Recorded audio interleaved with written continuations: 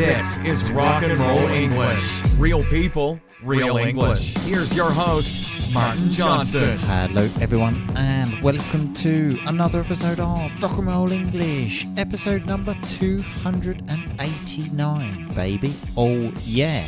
Sorry, I meant to say episode 288. It is quite difficult keeping count of these bloody numbers, isn't it?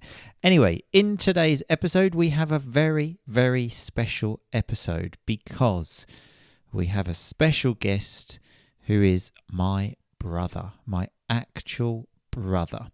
Now, in the podcast, I call him Retro Rob. You will find out the reason for this in the podcast. And we speak about our childhood, toys, and of course, Christmas and what we used to do at Christmas, because this is the last podcast before Christmas and the last podcast of 2022.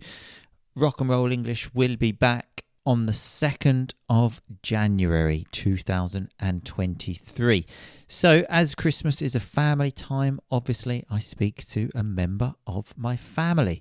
We speak about sharing a room when we were kids, Teenage Mutant Ninja Turtles, 3.5-inch floppy disks, a fantastic game about delivering papers called Paperboy, a few fights that we had, and lots more. So here is the episode. Beware, because the audio isn't quite the usual quality because we only had one microphone for this, so the quality isn't quite as good. But remember, if you are in the R&R family, you have the transcript to this episode, so just click on the link inside your podcast. You can also listen and read at the very same time because it's an interactive transcript. And if you're not in the Rock and Roll English family, what are you doing? Today is the day to become a member. Also because during Christmas, there will be many podcasts for the Rock and Roll English family. So go to rockandrollenglish.com and then click Become a Member if you would like to become a member. Anyway, here is the episode. Happy listening. Retro Rob, how are you today? I'm brilliant. I was out first thing this morning taking pictures of the frosty morning, so very good day today. Are you going to ask me how I am? Not really, no, but yeah, I guess I should be polite. How are you? Always fantastic. Always fantastic. Even more, you are now finally on the podcast. My actual brother. You have been on a family podcast, the membership podcast before, haven't you? I believe I have, but that was a very long time ago. I mean, it was last year, so it was like about 18 months ago. Okay, well, all your fans were disappointed that I've not been on it since. I think they were just trying to be polite when you met them. But anyway, on that podcast, you actually were talking about, you had a bit of difficulty, didn't you, understanding what a verb is, for example. Yeah, written English is not my strong suit, I think. In fact, maybe later we might have a read of some of the messages that you send me, because I do have difficulty understanding what the hell you're saying. So just for some background information for everyone else, obviously my actual brother, less than 2 years between us, isn't there? I thought there was more. Right, so just to explain to you, Rob, and the listeners, you were born in February 83. I was born in November 84. Do you want to count with your fingers? Not now, but I think I can work the maths out. Well, it's certainly less than 2 years. So less than 2 years between us, and here you are finally on the show. Now, I know you've listened to a few episodes, so how do we usually start the show? With feedback, comments. You read the comments. You go, or that's what you used to do. The word you're looking for is a review. Ah, okay. That was the one. But just quickly, on how much you listen, how many episodes have you listened to? I say less than 5. Right. One of them I remember you listened to happened to be one specific episode where I think I said something quite bad about you or something, and you listened to that specific episode. Yeah, the times I do watch it are the times that you seem to comment about me. So I don't know if it's just deja vu or my ears are burning, but I do feel like it's called Sod's Law. The one time I say something bad about you, you listen. And just to repeat there. You said you watch it. It's actually a podcast, so I'm not sure what you're watching because it's a podcast, so it's just an audio thing. That's just a general definition. Right. Okay. So yes, we do start with a review, and I always ask, do you think we have a review? No, I don't think you do. Okay, always optimistic, but we do. And it's a 5-star iTunes review, and it says, amazing English podcast. There are 5 stars, as I mentioned, and it says this: I've been listening to Rock and Roll English for more than a year now. I immediately liked it. It's funny, never boring, and you can learn English in an entertaining, cool, and rock and roll fashion. Martin Johnston is a fantastic host. I'm now part of the R&R family, and it gives me the opportunity of practicing my English at least once a week with feedback which helps you to improve your level. I also subscribed to the Fluency via Pronunciation and Storytelling course, and it was amazing. My understanding of spoken English soared through the roof. Lovely R&R vocabulary to say it increased. I give a 5-star rating to Martin for his work, and I'd give it 6 if it were possible. Adam from Brussels. Wow. So thank you very much for that, Adam from Brussels. So he mentioned my Fluency via Pronunciation and Storytelling course there. Now, just for everyone, be warned that my brother here, his pronunciation probably doesn't follow the standard thing that it should follow, does it? No, I also want to know how much you paid Adam for that review, because that was just written too professionally. I want to underline I did not pay Adam anything to write that review. People talk the truth, okay? So in today's episode, we are talking about Christmas toys, because we should explain your new name, Retro Rob, shouldn't we? Yes. Because you have recently started, can we call it a business or an Instagram page? How many followers do you have on Instagram now? I'd say less than 20. Okay, less than 20. So that's what fame really is. Yep. But you still, I notice, make stories as if there are about 5 million people following you. I know you say, you open the story and say, hey guys, just to let you know, and only me, Mum, and your wife, I think, are watching it. Yep. I mean, I can only hope that because it's because it's public, that someone out there is watching, and that someone else will make it more famous than what it is. Right. So this new Instagram page of Rob's, you kind of buy old toys, don't you, and then sell them for more money.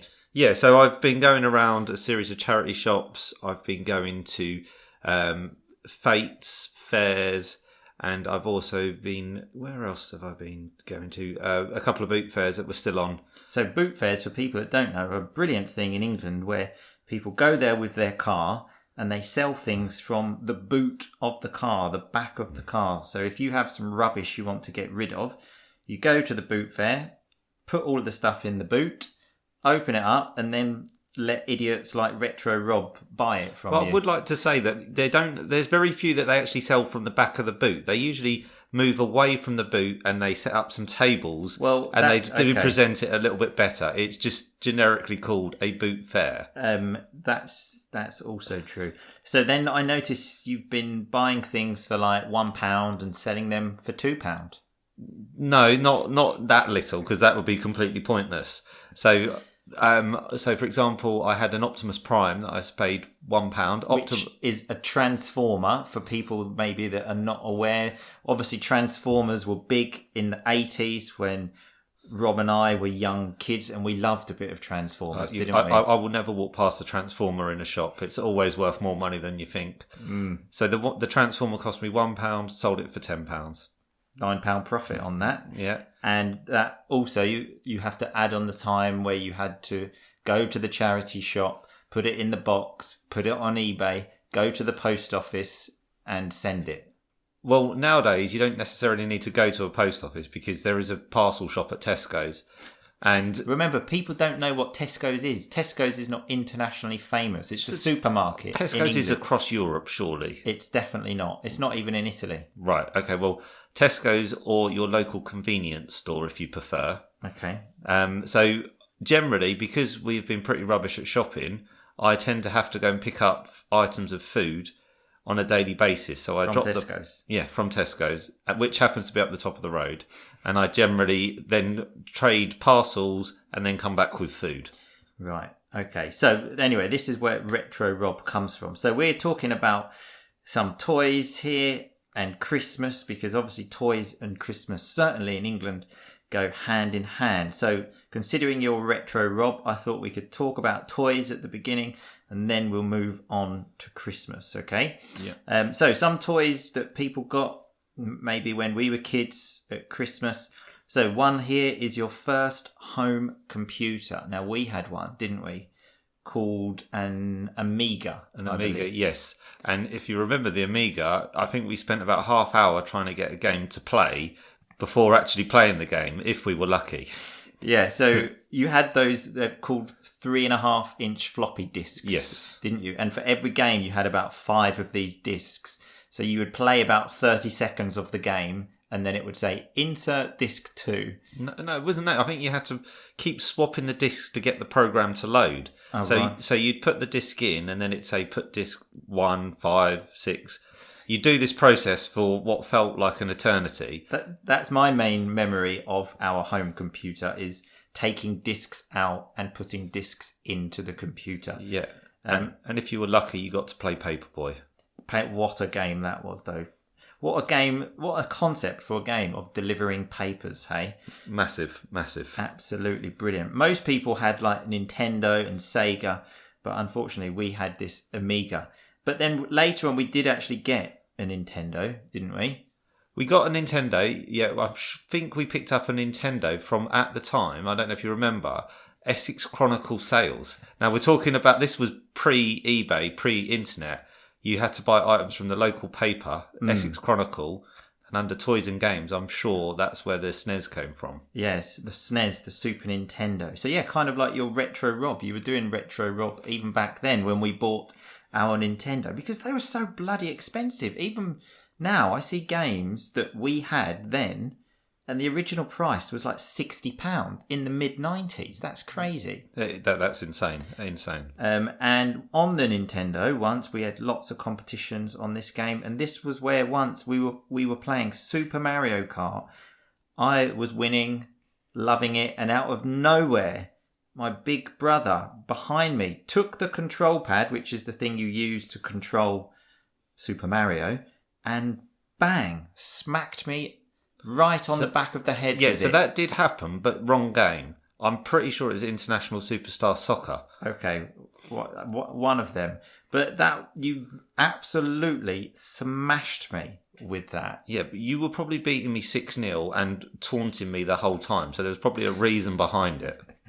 So a lovely word there, taunting, like rubbing his face in it, which I must admit I did like doing quite a lot. So you're probably right. I probably did deserve it, but and Mario Kart was more even than what you remember. I definitely don't think so. We can have a game after this if you want. I'm always ready for a game. Yeah, Cooper Trooper will take you down. Of Super Mario Kart. Obviously, there were Game Boys back then as well. We never had one of them, did we? A Game Boy? No, we had the Sega, didn't we? We had the Sega version, a Game Gear, it was called. I always wanted a Game Boy, though, especially to play Tetris, which for me is still the greatest game ever made. Yeah, I am looking at buying a Game Boy, but they're going for about £70 now. Oh, right. I actually bought one in Thailand when I was 19 to make up for the horrible part of my childhood where I never had one, but I think I used it about once.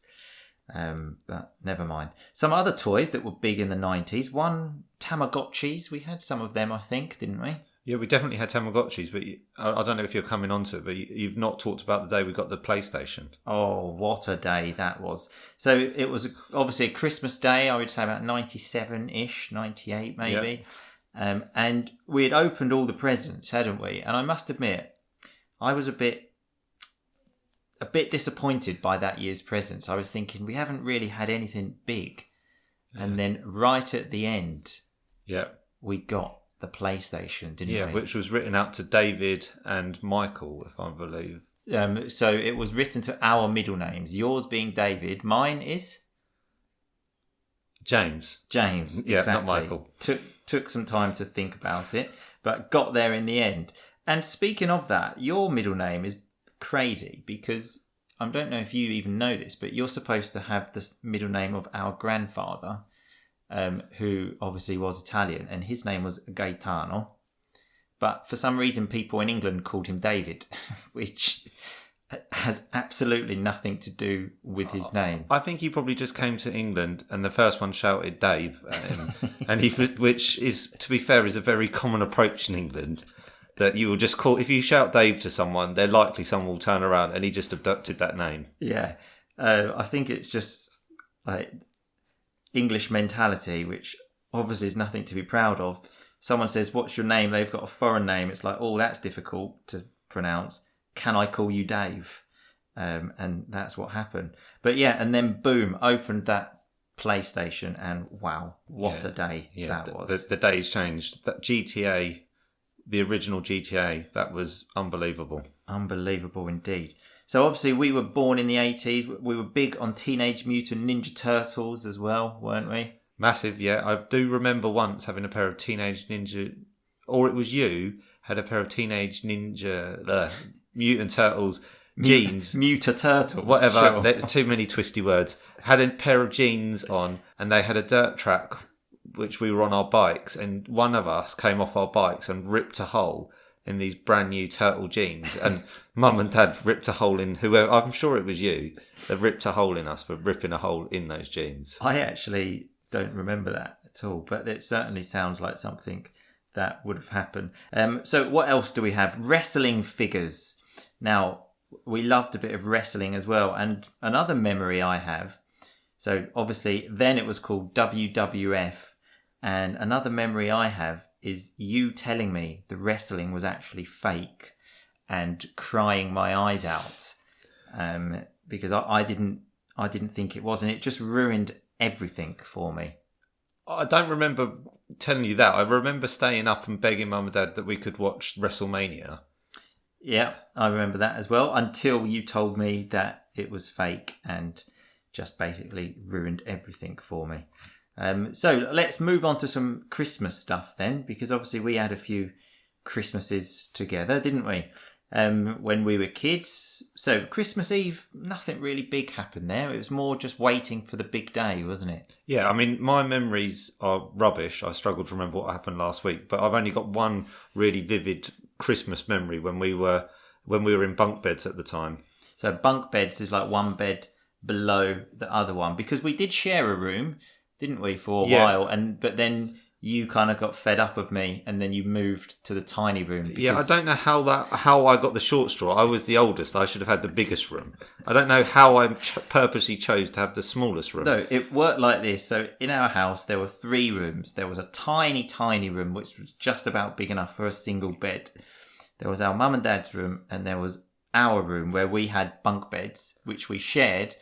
And then you basically said, I can't stand him anymore, so I prefer to go in the room with just the tiny bed and have 0 space. And I said, look, if you want to do that, that's fine, and I'll have all of this space all to me. Yeah, that would make sense. That I just said I can't stand you anymore and I need to move out. And that I must have been about 9 or 10 at the time, so that's been fairly early. Yeah, well, still, that was still like sort of 8 years that I suppose you had to put up with me. But what was this memory, though? Was that just the memory of no. So beds? the memory was the time that we got go-karts.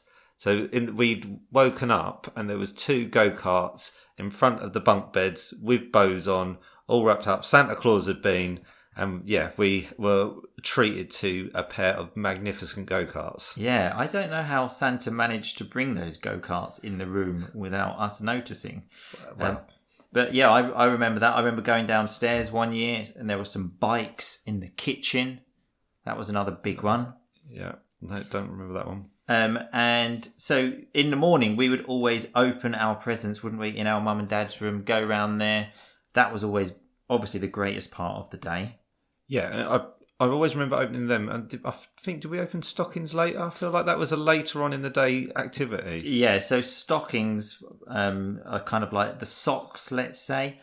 And yeah, we open them a bit later. I remember specifically our dad saying, no, open them later so you've got something to look forward to later on the day. But those were normally the smaller presents, weren't they? They were. But except for the PlayStation day, because when we had the PlayStation right at the end, then in the stockings was full of PlayStation games, like probably International Superstar Soccer. Luckily, one thing that we never did, maybe correct me if I'm wrong, but is watch the Queen's speech. We never watched that, did we? I still don't think I've watched it to date.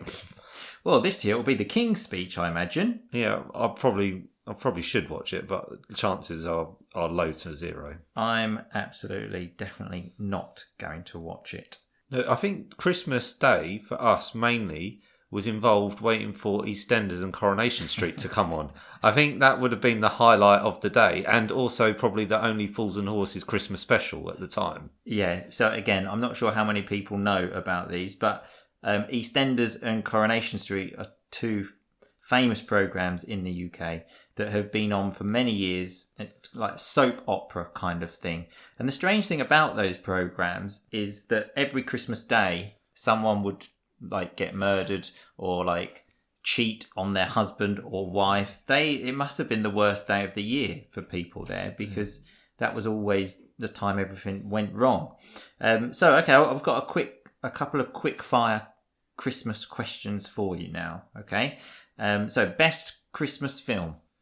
Home Alone, without a doubt. Yeah, Home Alone 2, I would say, not the first one. And speaking of Home Alone 2, actually, one of the toys, you remember he had that? It was called a Talk Boy. Oh my God, I'd give anything for one of those. I really wanted one as well, but when you think about it, really, it's just a voice recorder. It's just what we're doing now, recording our voice.